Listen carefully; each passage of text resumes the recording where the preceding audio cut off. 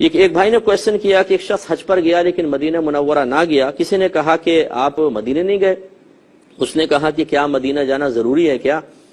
تو اس نے ایک حدیث سنائی کہ نبی کریم صلی اللہ علیہ وسلم نے ارشاد فرمایا کہ جس نے حج کیا اور پھر میری زیارت کے لیے نہ آیا اس نے میرے ساتھ جفا کی. یہ حدیث بیان کی تو اس نے کہا ایسی کوئی بھی حدیث نہیں ہے.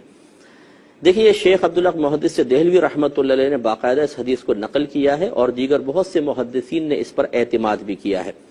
تو اگر یہ ضعیف حدیث بھی ہوتی تب بھی اس کو معتبر مانا جا سکتا تھا. تو نبی کریم صلی اللہ علیہ وسلم کی بارگاہ میں حاضری یقیناً کوئی حج کی تکمیل کے لیے تو ضروری نہیں ہے. حج کامل ہو جائے گا کیونکہ حج مخصوص ارکان کا جو مخصوص وقت میں مخصوص مقامات پر ادا کرنے ہوتے ہیں انہی کا نام ہے. اگر کسی نے وہ تمام شرائط پوری کر دی تو وہ حاجی تو ہو گیا. لیکن یہ بہت بڑی محرومی کی بات ہے کہ سید کونین صلی اللہ علیہ وسلم کی بارگاہ میں حاضری نہ ہو. حضرت بایزید بسطامی صاحب رحمۃ اللہ علیہ حج پر گئے تو بغیر حاضری مدینہ کے واپس آ گئے. لوگ بڑے حیران ہوئے, کہا کہ حضور آپ مدینہ منورہ نہیں گئے؟ فرمایا کہ ہاں, اور وجہ اس کی یہ ہے کہ میں اس بات کو سخت ناپسند سمجھتا ہوں کہ میں حج کرنے جاؤں اور اس کے طفیل پھر نبی کریم صلی اللہ علیہ وسلم کی بارگاہ میں حاضری دوں. یہ میں قطعاً غیر مناسب سمجھتا ہوں. سرکار کی بارگاہ وہ بارگاہ ہے کہ مجھے براہ راست خاص سرکار کے قصد و ارادے کے ساتھ حاضری دینی چاہیے. لہٰذا میں واپس آیا ہوں اور اب میں جا رہا ہوں دوبارہ سرکار کی بارگاہ میں حاضری کے لیے. تو اتنا اہتمام اکابرین اسلام سے ثابت ہے. تو خلاصہ کلام یہ ہے کہ یہ بہت بڑی محرومی کی بات ہے.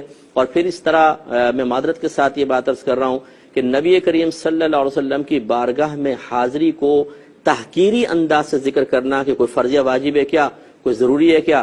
اگر آپ کے اولاد آپ کے بارے میں کہے, آپ سے دور رہنے لگ جائے, پھر آپ کے محلے میں کسی کے پاس مل کر چلی جائے اور آپ دیکھ رہے ہوں کہ اولاد گھر میں نہیں آئی ہے, اور پھر آپ سن رہے ہوں کوئی اولاد سے کہے یار باپ کے پاس نہیں گئے, اور آپ کی اولاد کہے کہ کیا ضروری ہے کیا والدین کے پاس جانا, کوئی لاواجب تھا کہ ہم پر, تو آپ کی دل آزاری ہوگی یا نہیں ہوگی. تو اس طرح کے جملے کہنا یہ قطعاً غیر مناسب ہیں.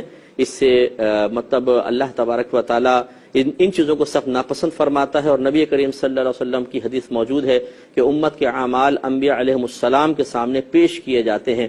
تو سرکار کی بارگاہ میں بھی ہمارے اعمال نامہ پیش ہوتا ہے. اسی وجہ سے سرکار صلی اللہ علیہ وسلم بروز قیامت ہم سب پر گواہ ہوں گے, جو قیامت تک آئیں گے ان پر بھی گواہ ہوں گے. تو اب ان کے سامنے جب اس قسم کی چیزیں پہنچتی ہوں گی تو یقیناً سرکار کو رنج ہوتا ہوگا. اس قسم کے جملے نہ کہیں.